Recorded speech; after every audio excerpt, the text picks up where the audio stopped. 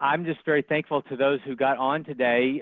Donna and I, who are running the boot camp and helping out with a portion of NIDUS, are just so thankful on behalf of Sharon Inouye, who's the principal investigator of NIDUS, for allowing us to generate a webinar series, which I just want to introduce Rameela Chandrasekhar. She is the PhD biostatistician for us at the SIBS Center. You can see the logo on her first slide, which is the Critical Illness Brain Dysfunction Survivorship Center. And we are thrilled to be able to launch this webinar series with you, Rameela, today, teaching us about statistical issues in trial design. Your knowledge, everybody who's on the call today, we have weekly biostatistical meetings here at the SIBS Center. We run cohort investigations and large randomized controlled trials through the SIBS Center. And we're going to be doing 2 more webinars, one with Matt Simler, who's going to be talking about alternative trial design from some of the studies he's been organizing, which is from his recent New England Journal papers. And then Dr. Pratik Pandarapandi and I, who are the co-directors of the SIBS Center, will be doing one on trial design as well. So we look forward to today and subsequent. And Rameela, take it away. Thank you, Wes. I am very excited to be here today and to talk about statistical issues in trial design. Though I titled this as statistical issues, I see this more as an introduction to statistical aspects in trial design versus issues. And as Wes mentioned, I'm a biostatistician and have been working on clinical trials, both designing and implementing the statistical aspects for the past few years, mainly with the Delirium group at Vanderbilt. And prior to that, was involved in a lot of cancer clinical trials while I was a student and working in cancer statistics. Regardless of the disease, one thing that is agreed upon commonly is that clinical trials provide the most internally valid evidence for medical decision making if it is done correctly. So it is very important to understand the challenges associated with it so that valid inferences can be made. So clinical trials, this is an extremely broad topic, and there are many aspects that we could discuss today, like asking the right questions and so on. But for today, I've chosen just a few topics that are commonly discussed when designing or reporting a clinical trial. So why do I think it is important to understand these issues? Statistics plays a crucial role in clinical trials, from trial design to protocol development. And having a fundamental understanding of these issues can uphold the integrity of a clinical trial and improve communication between clinicians and statisticians. There are several designs that can be adopted in clinical trials, such as factorial designs, crossover designs, and also the pragmatic trial that Matt Semler will be talking about. But I will just discuss randomized parallel group trials today. These are the main topics that I will be discussing: what types of randomization schemes there are and how to choose which might be best for your trial, whether or not conducting tests of baseline significance is recommended, should we choose an adjusted or unadjusted analysis for the primary analysis, and how do you choose the primary outcomes for the trial, and finally, some guidance on good reporting practices for the results. So starting from the very basic, to answer a clinical question, we collect evidence in the form of data, and all evidence is not the same. This is a hierarchy of evidence, as you can see here, which is typically represented as a pyramid shape with the smaller, weaker, and more abundant research studies near the base of the pyramid. And systematic reviews and meta-analysis are right there at the top, with higher validity but a more limited range of topics. There are several versions of this evidence pyramid, but it is generally agreed upon that RCTs fare somewhere at the top, and that they are widely taken as the gold standard for establishing causal conclusions. If the trial is conducted really well, that is a big condition, that the causal conditions apply only if the trial is conducted really well. Although no study is likely on its own to provide causality, the benefit of randomization is that it reduces bias and provides a rigorous tool to examine cause-effect relationships between an intervention and an outcome. And one of the primary reasons for this is that the very act of randomization balances participant characteristics between the groups, thus allowing any attribution of a difference in outcomes just to the study intervention alone. And this is a huge thing. This is something that is not possible with any other study design, and hence randomization is regarded as an essential feature of a very well conducted clinical trial.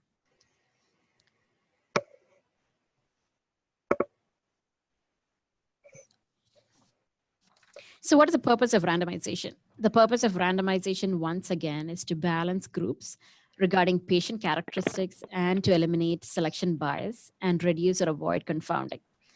If at the end of a clinical trial, a difference in outcomes occur between two treatment groups, say the intervention and control, there are three possible explanations for this difference. One is that the intervention truly works and exhibits a real effect, which is awesome. The second is that the outcome difference is solely due to chance and chance alone. And the third is that there is a systematic difference or bias between the groups due to factors other than the intervention. So for example, maybe one group had patients that were more sick and hence had higher mortality. So the randomization, if done right, aims to prevent the third possibility, that there is a systematic difference between the groups due to factors other than the intervention alone. So as I mentioned, randomization tries to ensure balance between the two groups, but as in life, there are no guarantees. Balance is expected to occur between groups in theory and theory alone, but in practice, there is always a chance that perfect balance may not be achieved. So this is something that we always need to keep in mind. In the next few slides, I will go through some of the randomization algorithms that are implemented in clinical trials.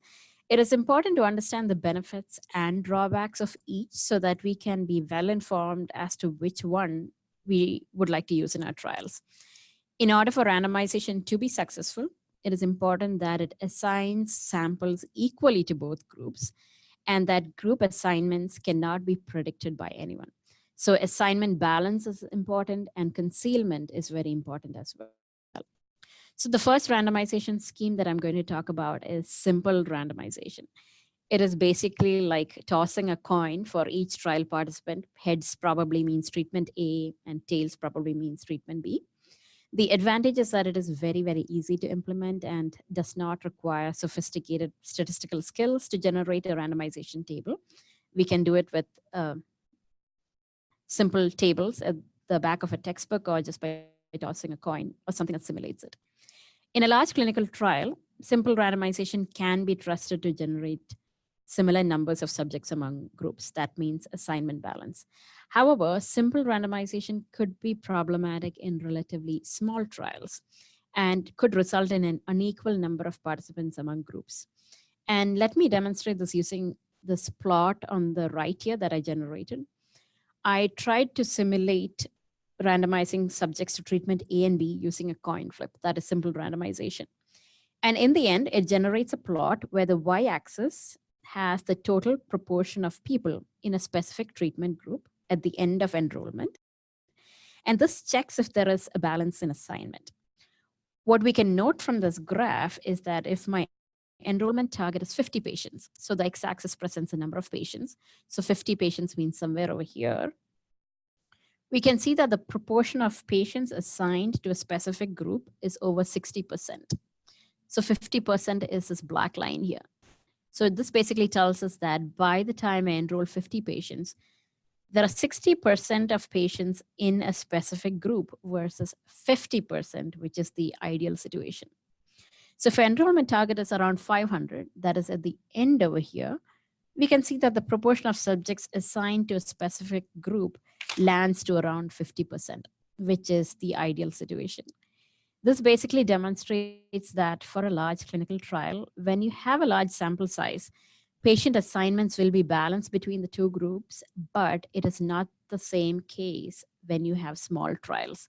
It takes about 200, 300 patients for it to stabilize and to achieve assignment balance. So this is something that we need to keep in mind. So what do we do for really small clinical trials? It would be unethical if we just did simple randomization and took a chance, hoping that balance will be achieved.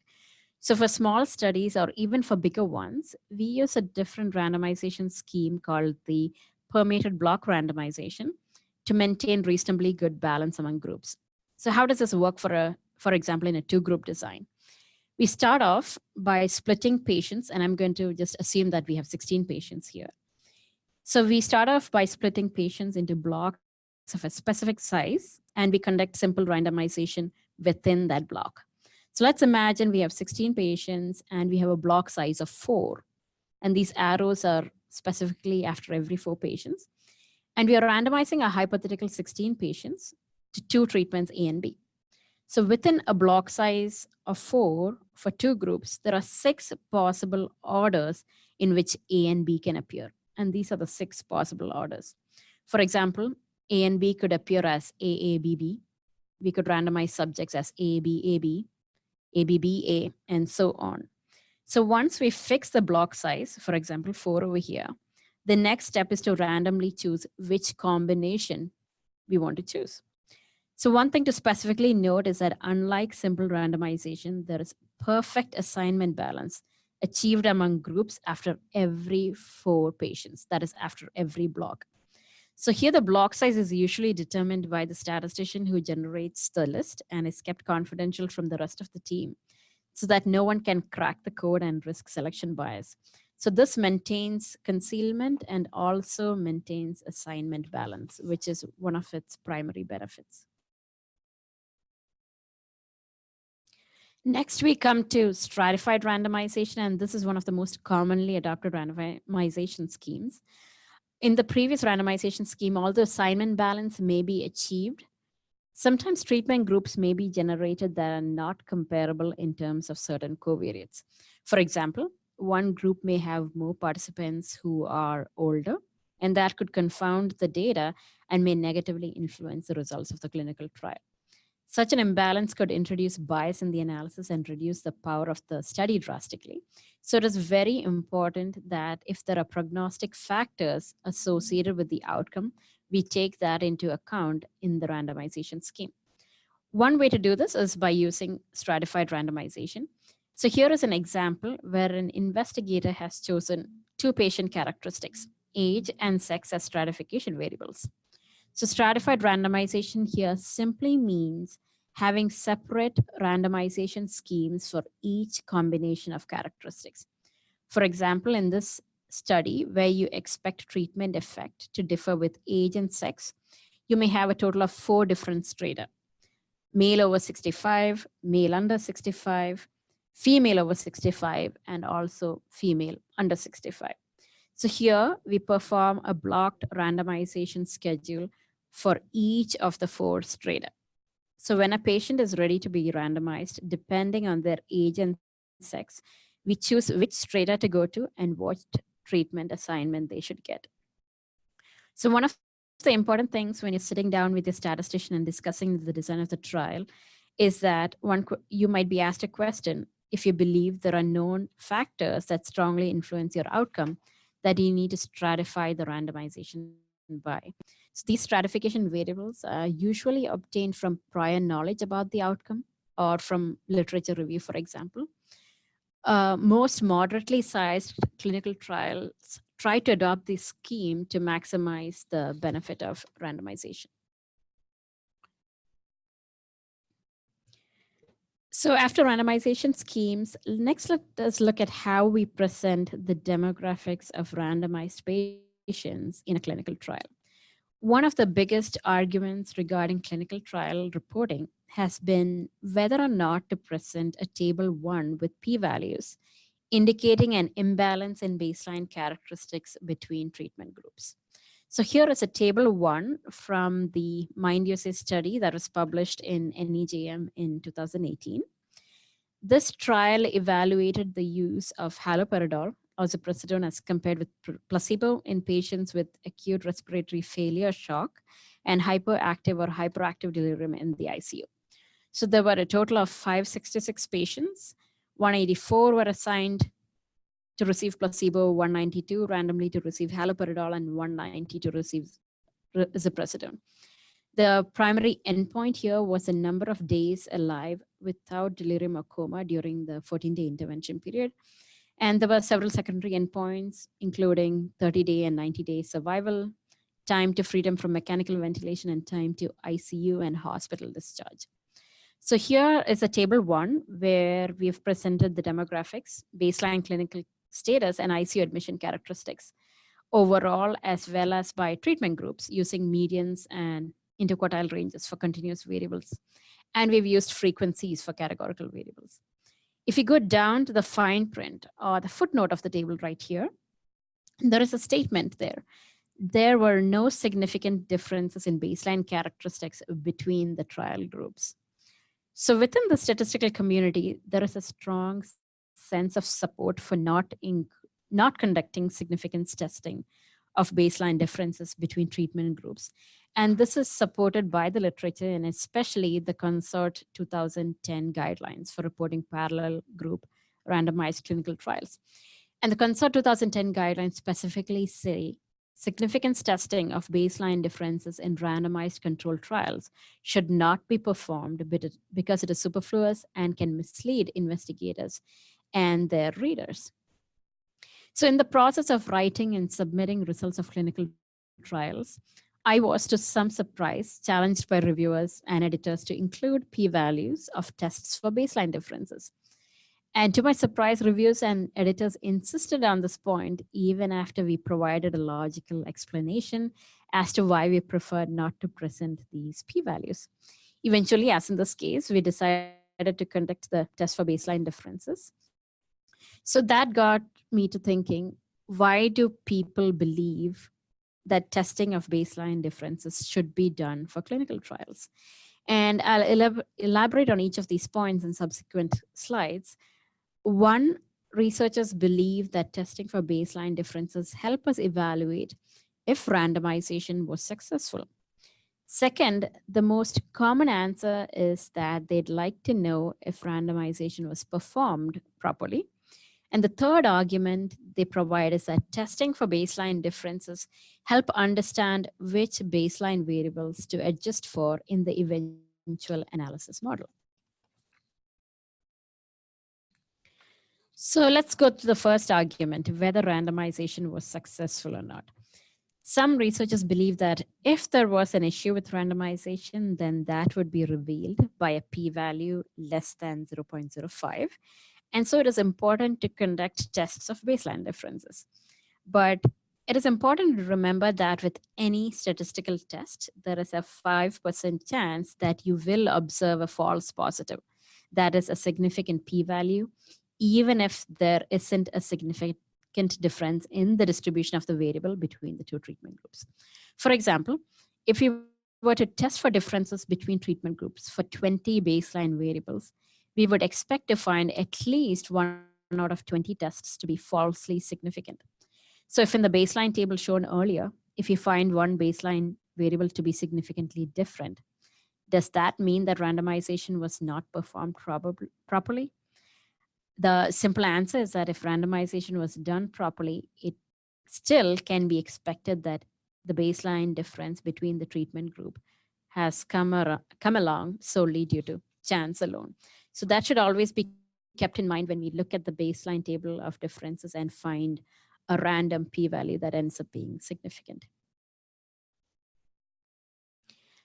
The next argument that is usually made to conduct tests of baseline differences is that it is useful to evaluate if randomization has been performed properly. So there really isn't a test in statistics to evaluate if randomization was performed properly.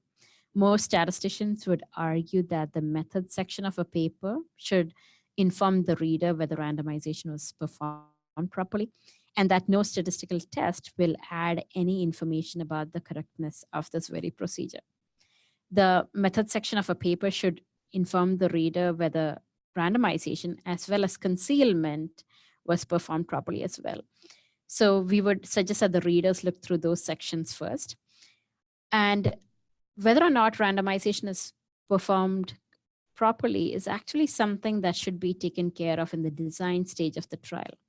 But one way that readers can use Table 1 to evaluate the randomization process is through assessing if there is a clinical difference between the characteristics between the groups.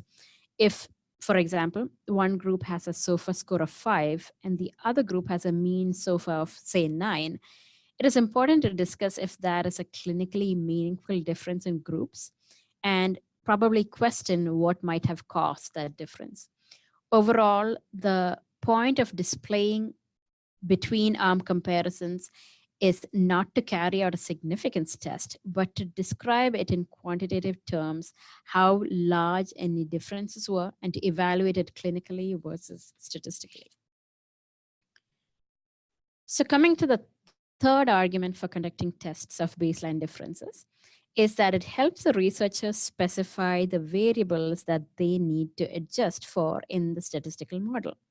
This honestly is a very flawed argument because the decision on whether or not to pursue an adjusted analysis as a primary analysis and the covariates to be included should be done prior to breaking the blind and generating the table 1. It would be unethical and bad practice to break the blind, generate the table 1, and then choose your covariates for the model. So then this brings us to a larger question. Should a primary analysis be an adjusted one or an unadjusted one? In principle, as a statistician, I always choose adjusted analysis as the primary analysis because there is always a slight gain in statistical power in adjusting for covariates. But this is only true if the chosen covariates are related to the outcome or associated with the outcome. If the covariates are not associated with the outcome, an adjusted analysis will make a negligible difference in the analysis. It is important, though, that both the adjusted and unadjusted analysis be reported. For example, when an unadjusted analysis achieves borderline significance, the use of an adjusted analysis can add further weight to the conclusions. In the literature, there is a large degree of inconsistency in whether trials choose adjusted or unadjusted as a primary analysis. And this inconsistency of approach across trials is perhaps tolerated, primarily because in major trials, randomization ensures good balance across treatments for baseline variables, and hence covariate adjustment usually makes very little difference in the results. So here is a snapshot of the results from our Mind USA trial, which I spoke about earlier, where we presented both unadjusted and adjusted analysis in the paper. Our adjusted analysis was a priori specified as the primary analysis in the statistical analysis plan. So here is a primary outcome, delirium coma-free days, and we present both the unadjusted median number of delirium coma-free days, as well as the adjusted odds ratios with 95% confidence intervals. Similarly, for 90-day mortality, we present the raw unadjusted numbers for each group right here, as well as the unadjusted popular Kaplan-Meier curve, as well as the adjusted hazard ratios. Both the adjusted and unadjusted results were similar in interpretation, which bolstered our results and faith that the trial was conducted properly. In general, we believe that a well-defined covariate adjusted analysis is worth doing in some randomized clinical trials or in most. After all, it offers a slight gain in statistical power at no extra cost. There are some principles that should be followed for good practice when adopting an adjusted analysis. The first one is that specification of covariates should be based on prior knowledge, and those covariates should be chosen that are known or thought to be associated with the outcomes.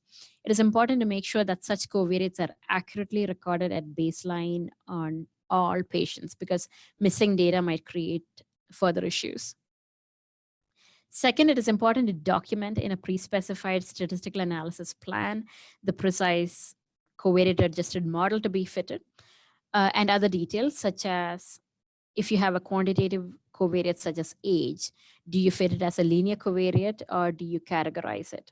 Such a choice needs to be made in advance and before breaking the blind. The third is post hoc variable selection, that is adding covariates that are unbalanced at baseline or dropping non-significant predictors should be avoided in the primary analysis after breaking the blind, because suspicions may arise that such choices might have been made to enhance a treatment effect after you came to know which patients were assigned to which treatment groups. And fourth, both an adjusted and covariate adjusted analysis should be presented with pre-specification as to which is the primary analysis. If the choice of covariates is confidently supported by an experience of what influences the outcome, then it makes sense to have the covariate adjusted analysis be the primary analysis. Now I'm going to spend a little time talking about the next important component of a trial, the primary outcome and how one goes about to choose it. So here is a table with a couple of trials from 2019, what the design was and what their primary and secondary outcomes was. One of the most important decisions investigators make in planning a randomized trial is the choice of the outcome that will be used as a primary endpoint. The intervention under investigation will be considered to be beneficial or not, depending on the statistical significance of the difference between the treatment and control groups for that specific outcome. So there are several aspects that need to be considered to settle on an outcome, including the importance of the outcome to patients and healthcare professionals, the feasibility of measuring them, and the efficiency of executing the trial. Most trials measure endpoints that are dichotomous, that is, whether or not that event occurs. So for example, like mortality. Other possible outcomes in delirium studies include some listed above in the table, such as delirium duration, delirium incidence, delirium coma-free days, and so on. I am going to just narrow in on the delirium outcomes and categorize them into three different buckets. So we have daily outcomes, such as daily incidence of delirium. We have composite outcomes that combine two or more events, like delirium coma-free days. And we also have summary outcomes that are summarized over a patient's stay, like delirium duration. My intention here is not to highlight one type of outcome as being better than the others for delirium RCTs, but rather to point out the benefits and drawbacks of each so that clinicians can make an informed decision based on the question that they are asking. Which outcome one adopts largely depends on the importance of the outcomes to patients and healthcare professionals. And once again, the feasibility of how they are measured and the efficiency of executing the trial. So let us go to composite outcomes first. These are commonly used in RCTs to combine evidence across two or more outcomes into a single primary endpoint. Most commonly used composite outcomes in delirium studies is the delirium coma-free days outcome, which is defined as the number of days during the 14-day study period that the patient was alive and free of coma and delirium. We usually define delirium coma-free days in 14 days, though other composite outcomes like ventilator-free days are considered with a denominator of 28 days, because the literature has shown that the majority of the delirium occurs in the early days of ICU stay. So your denominator needs to be modified accordingly. This definition for delirium coma-free days makes no assumption about the sequence in which delirium coma or normal mental status occurred during the 14-day treatment period.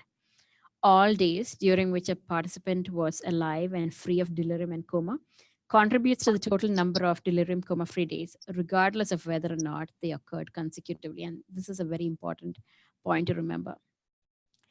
One of the benefits of using a composite outcome is that if mortality alone is not a practical endpoint, and if an intervention is hypothesized to improve both mortality and, for example, delirium duration on the basis of strong biological plausibility, then the composite outcome of delirium coma-free days are an efficient and useful method to assess the combined effect of an intervention. So for example, in an intervention trial, if our outcome is delirium duration, we may note that the intervention is associated with decreased duration of delirium. But this might be because the intervention is associated with increasing mortality, and that the decrease in the duration of delirium might be due to the increasing mortality in patients in a specific group. So that is one of the advantages of using a composite outcome versus an outcome like delirium duration. The big drawback of using a composite outcome is that there is a great danger of oversimplifying the evidence by putting too much emphasis on the composite outcome without adequately inspecting the contribution from each separate component. For example, if the treatment was associated with, say, 60% reduction in delirium coma-free days, does that mean that there was a 60% reduction in death, 60% reduction in delirium, and 60% reduction in coma?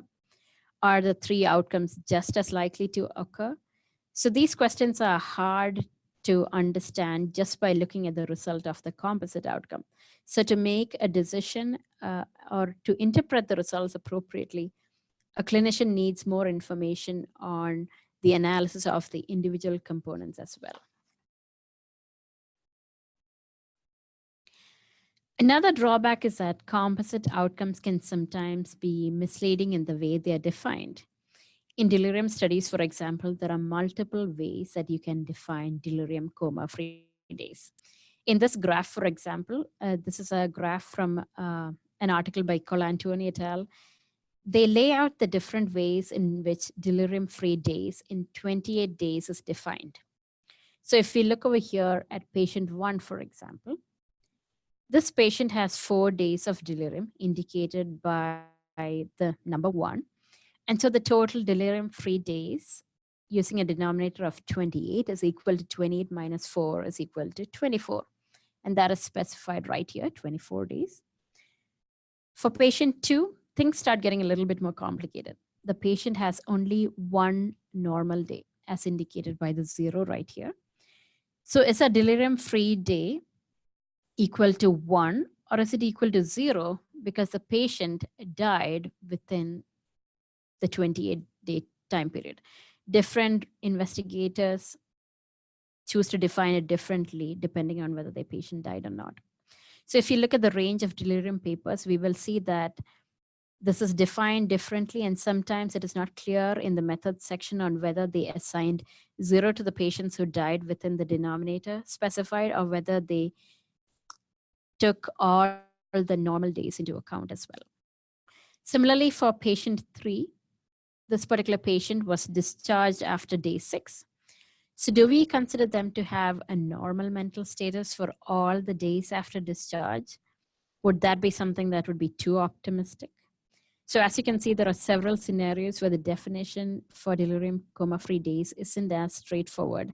And this is something that needs to be standardized across all delirium studies so that the interpretation can be straightforward. But overall, I'd like to emphasize that any approach to analyzing a composite outcome should also be accompanied by an examination of its individual components. So if we are looking at delirium coma-free days, it is important to analyze delirium duration, coma duration, and mortality separately as well. It is also important to remember that if you are dealing with a population with a very low mortality rate, then there really isn't much confusion on whether to use delirium coma-free days or something like delirium coma duration. It is most straightforward to use duration rather than a composite outcome, because in this situation, death does not really come into play.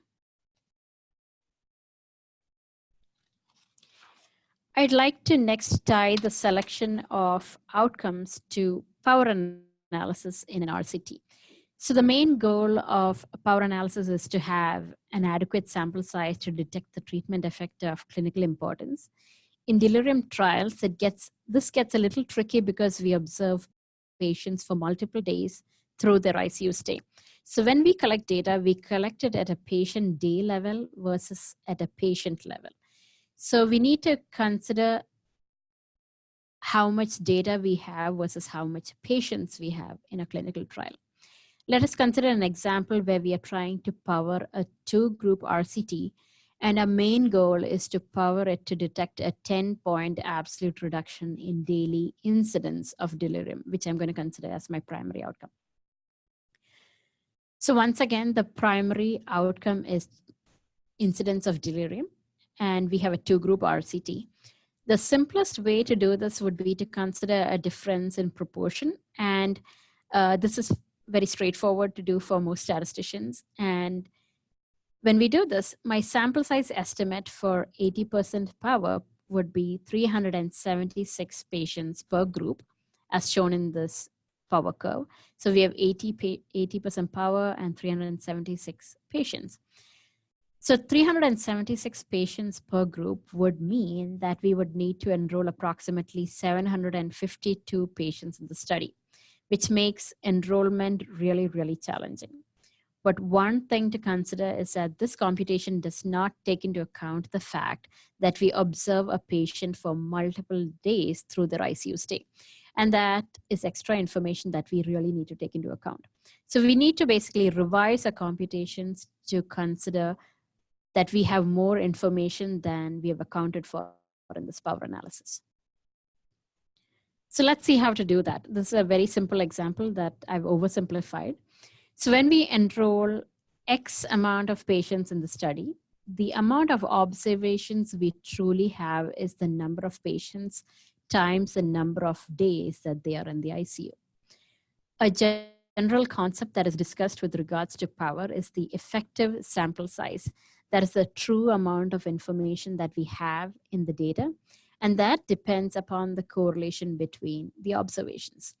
Even though a patient stays in the ICU for 10 days, we cannot consider the 10 days of information to be similar to information obtained from 10 different patients because these data might be correlated.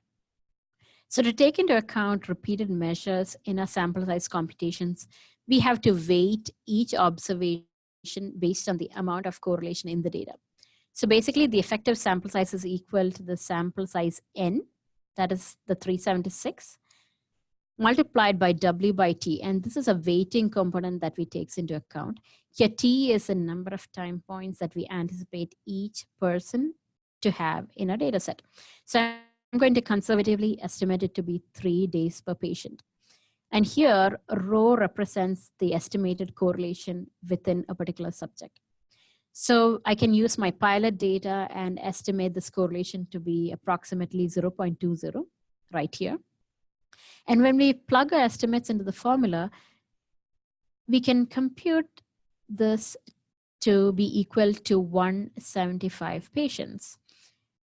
That is, the information worth 376 independent patients can be obtained by enrolling 175 patients per group, which comes up to approximately 350 patients total. And this is basically approximately 50% reduction in sample size. So by doing something like this, where we take into account the correlation between subjects and the multiple days that a patient spends in the ICU, this demonstrates the ability of how we can use these repeated measurements to make our trials very efficient. The last topic of today is good practices and guidance for reporting of trials. It is extremely good practice that comprehensive documentation be prepared in advance, including a detailed statistical analysis plan that provides comprehensive details about the tests that will be used for testing the trial hypothesis, what will be done, for example, for missing data, for patients who withdrew, and so on. To ensure that analyses are not selectively reported and to avoid bias, it is important to develop this comprehensive statistical analysis plan before unblinding of the treatment assignments. So there was an article by Gamble et al. In JAMA a few years back that describes the specific components that need to be entered into a solid statistical analysis plan. Most journals nowadays ask for the date that the statistical analysis plan was finalized, and they ask for a date stamp so that they can ensure that it is finalized prior to unblinding of the data. And we use the open science framework to save our statistical analysis plans, like we did for a Mind USA trial. One of the main features of this tool is that we can register the things that we post onto OSF. So for example, the statistical analysis plan can be registered, which means that a time-stamped version of the project is created that cannot be edited or deleted. And it is intended to act like a preserved version of a project. A user can withdraw a project, which removes the contents of the registered project, but it leaves behind a record of it. So it is an extremely good way to leave a trail of everything that you are doing with regards to a clinical trial. Additionally, registered projects can also be made public immediately, or you can embargo it for up to 4 years. Additionally, you can also create DOIs for public registrations. Another option that you can use for transparency of your statistical analysis plan is publishing it in a journal. Trials is one journal that accepts statistical analysis plans, but it should be kept in mind that they only accept statistical analysis plans prior to the enrollment of the last participants. Once you've done enrolling, even though you haven't unblinded yourself, they refuse to accept the statistical analysis plans after that. Additionally, it is also good practice to post the statistical code that you have used, as well as the complete analysis report for transparency and rigor of research. We have done that for a MindUSA trial, and it's there on the Open Science Framework. Oftentimes, we see that only half of what we analyze make its way into a journal article. So it is very important that the complete report be available on maybe an open source platform so that other researchers can also benefit from it. With that, I come to the end of my talk. As always, I'm grateful to the supportive team that I work in, but as always, all mistakes that I've made in this talk are my own. I am happy to take any questions. You can contact me also by email, and I'll be happy to answer questions now as well as later on. I just want to thank you. This is Wes Ely again. I just want to thank you so much for an excellent overview. It was a fabulous lecture. You really touched on a lot of extremely good things. I even sent you a few texts during your lecture to congratulate you on hitting on certain different topics. But I want to affirm that these are the things that we come into conversation about for all of our projects. And these conversations come up over and over and over again. P-values in table 1. All kinds of stratification questions, power analysis, etc. And we get into arguments with journals about things. So thanks for kind of airing that dirty laundry and making people realize this is not all straightforward when you deal with large journals like the New England Journal, JAMA, and Lancet. If anybody has any questions, do feel free to unmute yourself and ask them now. Don't be bashful. We're here for you. So what are you wondering? What's happening in your mind? Thank you, Rameela. Okay, so here is one question from Flavia Garces. So the question is, would the adjustment for multiple observations be used for low occurrence of delirium? So the adjustment for multiple observations would really benefit trials where there is a low occurrence of delirium. As always, when you have a low occurrence of delirium, your power will be reduced and you might end up needing a very, very large sample size. But at the same time, if you take into account multiple days that a patient is in the ICU, that might help reduce your number of patients. And there are different ways of doing this. Conservatively, I've assumed 3 days in the ICU, but it is worth looking at your own pilot data to see if maybe patients in your hospital stay for an average of 15 days. In that sense, you might be able to take advantage of 15 days versus 3 days of stay in the ICU. So the next question is regarding the same point. Can we use alternate days or only consecutive ones? So this is a little bit tricky. We can use alternate days. And the trick is in how you compute the correlation between these observations.